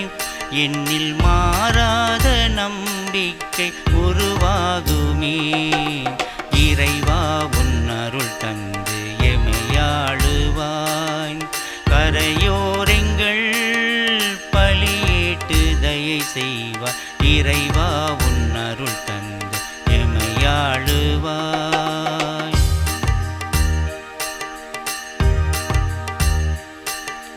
படைத்தாளும் பொருளெல்லாம் உமதாகுமே, அதனை படைத்தாலே நல்வாழ்வு உருவாகுமே. படைத்தாளும் பொருளெல்லாம் உமதாகுமே, அதனை படைத்தாலே நல்வாழ்வு உருவாகுமே. படைக்காத மனம் வருந்தும் நிலையாகுமே, படைக்காத மனம் வருந்தும் நிலையாகுமே. இறைவன் படைத்தானே பெயரெல்லாம் இழந்தாகுமே, இறைவா உன் அருள் தந்து எமையாளுவாய், இறைவா உன் அருள் தந்து எமையாளுவாய். கரையோரெங்கள் பலியேற்று தயை செய்வாய், இறைவா உன் அருள் தந்து எமையாளுவாய்.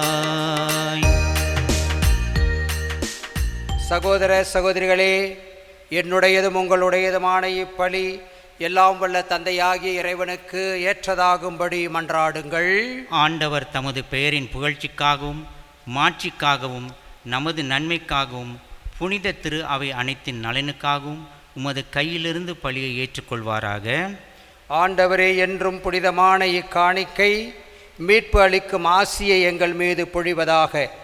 இவ்வாறு அருள் அடையாள முறையிலே நிகழும் இப்பலி உமது ஆற்றலால் நிறைவு பெறுவதாக. எங்கள் ஆண்டவராகிய இயேசு கிறிஸ்துவின் வழியாக. ஆமீன். ஆண்டவர் உங்களோடு இருப்பாராக. உம்மான்மாவோடும் இருப்பாராக. இதயங்களை மேலே எழுப்புங்கள். ஆண்டவரிடம் எழுப்பியுள்ளோம். நம் இறைவனாகிய ஆண்டவருக்கு நன்றி கூறுவோம். அது தகுதியும் நீதியும் ஆனதே. தூயவரான தந்தையே, உம் அன்பார்ந்த மகன் இயேசு கிறிஸ்து வழியாக எந்நாளும் இவ்விடத்தில் நாங்கள் உமக்கு நன்றி செலுத்துவது மெய்யாகவே தகுதியும் நீதியுமாகும், எங்கள் கடமையும் மீட்புக்குரிய செயலுமாகும். உம் வார்த்தையான அவர் வழியாக அனைத்தையும் படைத்தீர். அவரையே மீட்பராகவும் ஈடேற்றுபவராகவும் எங்களுக்கு அனுப்பினீர். அவர் தூய ஆவியால் உடலெடுத்து கன்னி மரியாவிடமிருந்து பிறந்தார். அவர் உமது திருவுளத்தை நிறைவேற்றி புனித மக்களை உமக்கு பெற்றுத்தர தம் கைகளை விரித்து பாடுபட்டார். இவ்வாறு அவர் சாவை வென்று உயிர்ப்பை வெளிப்படுத்தினார். ஆகவே வானதூதரோடும் புனிதர் அனைவரோடும் சேர்ந்து நாங்கள் உமது மாட்சிமையை புகழ்ந்துரைத்து ஒரே குரலாய் பாடுவதாவது: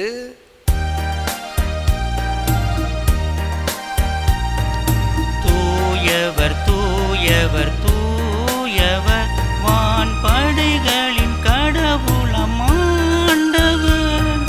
விண்ணகமும் மன்னகமும்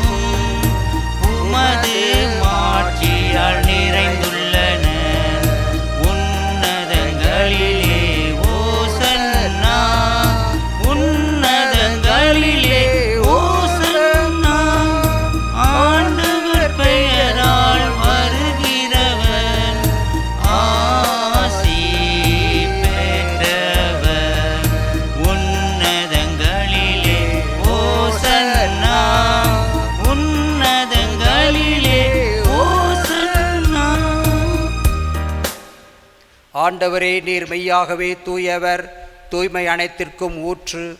ஆகவே உம்முடைய ஆவியை பொழிந்து இக்காணிக்கைகளை தூய்மைப்படுத்த உம்மை வேண்டுகின்றோம். இவ்வாறு எங்கள் ஆண்டவர் இயேசு கிறிஸ்துவின் உடலும் இரத்தமுமாக எங்களுக்கு இவை மாறுவனவாக. அவர் பாடுபட உளம் கனிந்து தம்மை கையளித்த போது அப்பத்தை எடுத்து நன்றி செலுத்தி அதை பிட்டு தம் சீடர்களுக்கு அளித்து கூறியதாவது: அனைவரும் இதிலிருந்து பெற்று உண்ணுங்கள், ஏனெனில் இது உங்களுக்காக கையளிக்கப்படும் என் உடல்.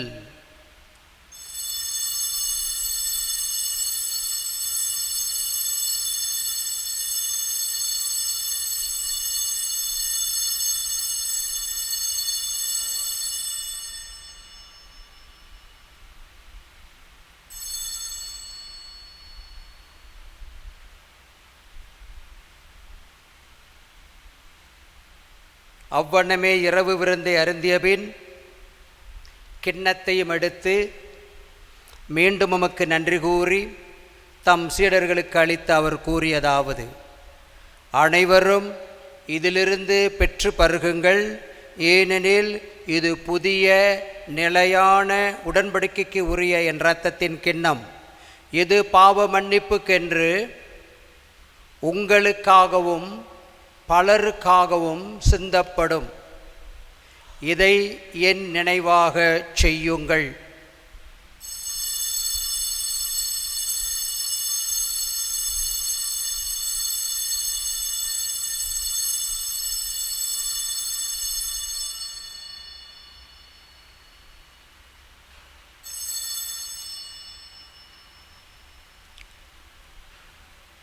நம்பிக்கையின் மறைபொருள்.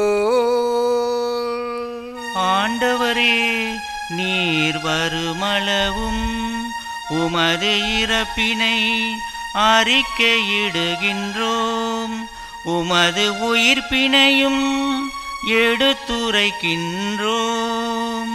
ஆகவே ஆண்டவரே, நாங்கள் கிறிஸ்துவின் இறப்பினையும் உயிர்ப்பினையும் நினைவு கூர்ந்து வாழ்வதரும் அப்பத்தையும் மீட்பளிக்கும் கிண்ணத்தையும் உமக்கு ஒப்புக் கொடுக்கின்றோம். உம் திருமுன் நின்று உமக்கு ஊழியம் புரிய தகுந்தவர்கள் என எங்களை ஏற்றுக்கொண்டீர். எனவே உமக்கு நன்றி செலுத்துகின்றோம். மேலும் கிறிஸ்துவின் உடலிலும் இரத்தத்திலும் பங்கு கொள்ளும் எங்களை தூய ஆவியார் ஒன்று சேர்க்க வேண்டுமென உம்மை தாழ்மையுடன் மன்றாடுகின்றோம். ஆண்டவரே, உலகெங்கும் பரவியிருக்கும் உமது திரு அவையை நினைவு கூர்ந்தருளும். எங்கள் திருத்தந்தை பிரான்சிஸ், எங்கள் ஆயர் பெர்னட் போல், எல்லா திருநிலையினர் ஆகிய அனைவரோடும் உமது திரு அவை அன்பில் நிறைவு பெறச் செய்தருளும்.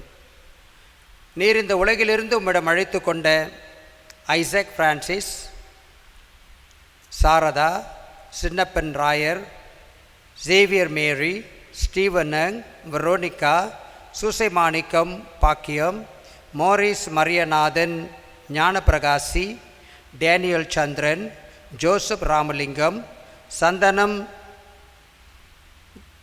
ஜோசப் ராமலிங்கம், ஜேசுடாஸ், மரிய நட்சத்திரம், ரத்தனம் சந்தனம், Ponnusamy, Maria Kannu, Joseph Vijayan, Maria Lakshmi, Jacob Raj, Anselm Cruz, Denis Mendes, Michael Arputham, Anthonysamy, Rasamma மற்றும் செல்வராஜு பொன்னுசாமி என்னும் உம் அடியார்களை நினைவு கூர்ந்தருளும். உம் திருமகனோடு அவரது இறப்பிலே இணைக்கப்பட்டிருந்த இவர்கள் உயிர்ப்பிலும் அவரை போல் இருக்கச் செய்தருளும். மேலும் உயிர்த்தெழும் எதிர்நோக்குடன் துயில் கொள்ளும் எங்கள் சகோதர சகோதரிகளையும் இறந்தோர் அனைவரையும் இரக்கத்துடன் நினைவு கூர்ந்து உமது திருமுக ஒளிய நூல் ஏற்றருளும். எங்கள் அனைவர் மீதும் இரக்கமாயிரும். கடவுளின் கன்னித்தாயான புனித மரியா, அவருடைய கணவரான புனித யோசேப்பு, புனித திருத்தூதர்கள், இவ்வுலகில் உமக்கு உகந்தவர்களாய் இருந்தோர் ஆகிய புனிதர் அனைவருடனும் நாங்கள் நிலைவாழ்வில் பங்கு கொள்ளும் தகுதி பெற்று உம் திருமகன் இயேசு கிறிஸ்து வழியாக உம்மை புகழ்ந்தேத்தும் வரமருள உம்மை மன்றாடுகின்றோம்.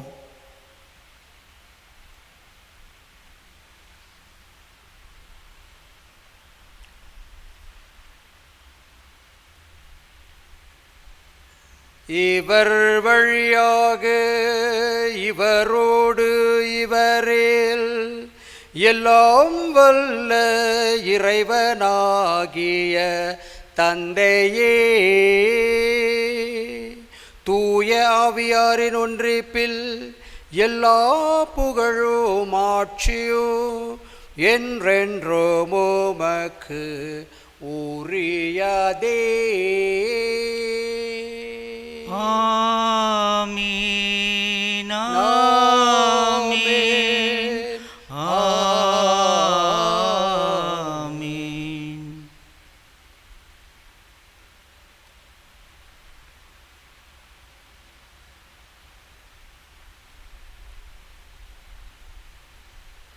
மீட்பரின் கட்டளையால் கற்பிக்கப்பட்டு இறை படிப்பினையால் பயிற்சி பெற்ற நாம் துணிந்து பாடுவோம்.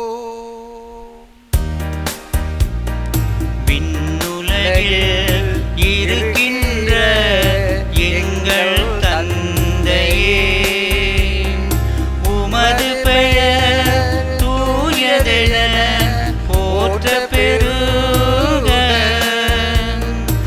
உமது ஆட்சி வருக. உமது திருவுளம் விண்ணுலகில் நிறைவேறுவது போல மண்ணுலகிலும் நிறைவேறுக. எங்கள் அன்றாட உணவை இன்று எங்களுக்கு தாரும். எங்களுக்கு எதிராக குற்றம் செய்வோரை நாங்கள் மன்னிப்பது போல எங்கள் குற்றங்களை மன்னியும். எங்களை சோதனைக்கு உட்படுத்தாதேயும், தீமையில் இருந்து எங்களை விடுவித்தருளும். எங்களை விடுவித்தருளும்.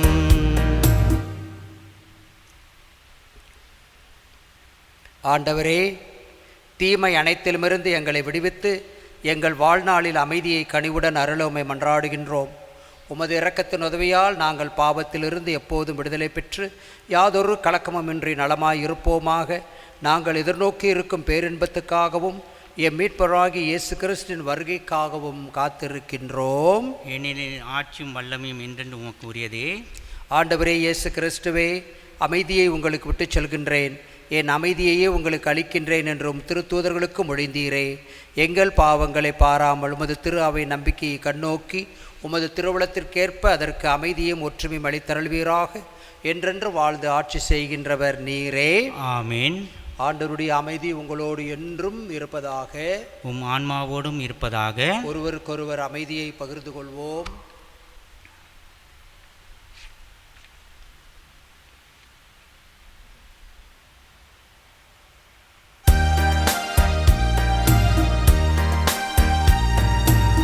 உலகின் பாவம் போக்கும் இறைவனின் செம்மறியேன் எம்மேல் இரக்கம் வையும்.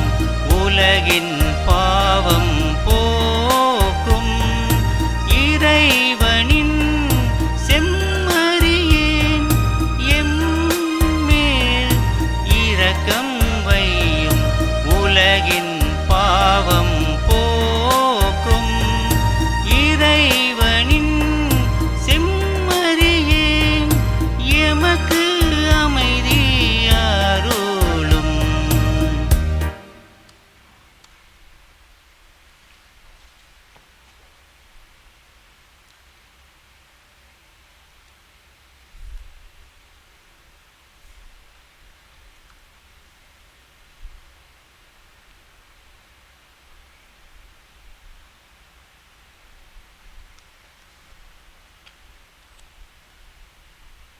இதோ இறைவனின் செம்மறி, இதோ உலகின் பாவங்களை போக்குபவர். செம்மறியின் விருந்துக்கு அழைக்க பெற்றோர் பேறு பெற்றோர். ஆண்டவரே, நீர் என் இல்லத்தில் எழுந்துள்ள நான் தகுதியற்றவன். ஆனால் ஒரு வார்த்தை மட்டும் சொல்லி அருளும், எனது ஆன்மா நலமடையும். குறிய இயேசுவே, நற்கருணையில் நீர் மெய்யாகவே எழுந்தருளிருக்கிறீர் என்று நம்புகிறேன். அனைத்துக்கும் மேலாக உம்மை நான் அன்பு செய்கிறேன். உம்மை என் ஆன்மாவில் ஏற்க ஆவலாய் இருக்கிறேன்.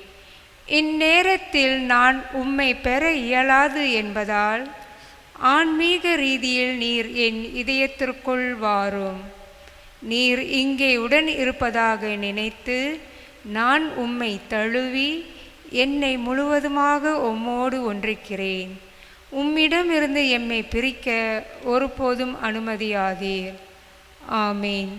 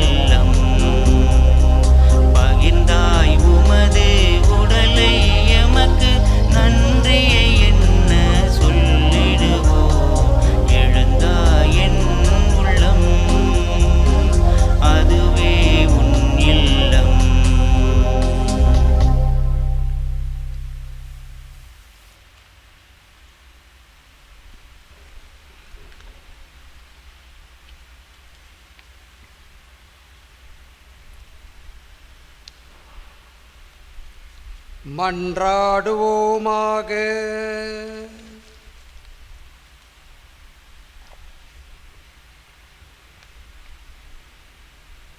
ஆண்டவரே, விண்ணக உணவால் ஊட்டம் பெற்ற நாங்கள் உம்மை வேண்டுகின்றோம். அதனால் இந்த அன்பின் உணவு எங்கள் இதயங்களை உறுதிப்படுத்தி எங்கள் சகோதர சகோதரிகளில் உமக்கு பணிபுரிய எங்களை தூண்டி எழுப்புவதாக. எங்கள் ஆண்டவராகிய இயேசு கிறிஸ்துவின் வழியாக. ஆமென்.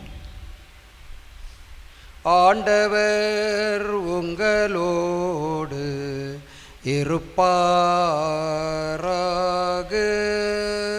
உன் ஆன்மாவோடும் இருப்பாராக.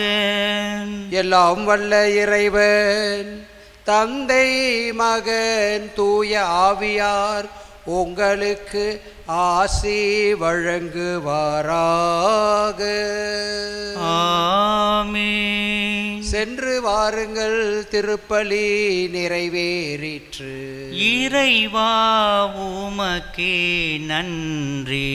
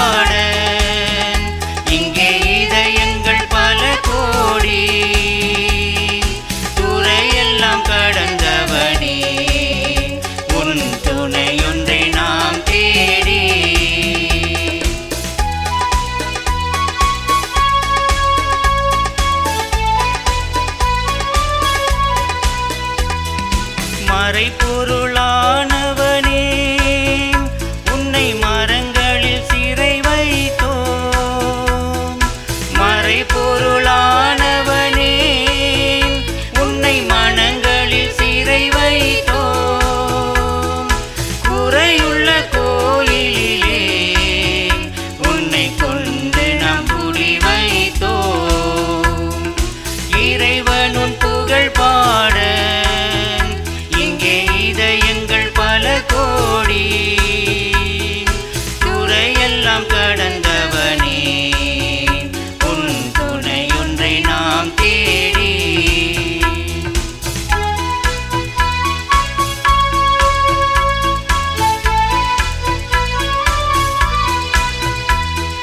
அன்பு உன் பேரறிவோம், தூய அறிவென்றும் நாம் தெரிவோம்.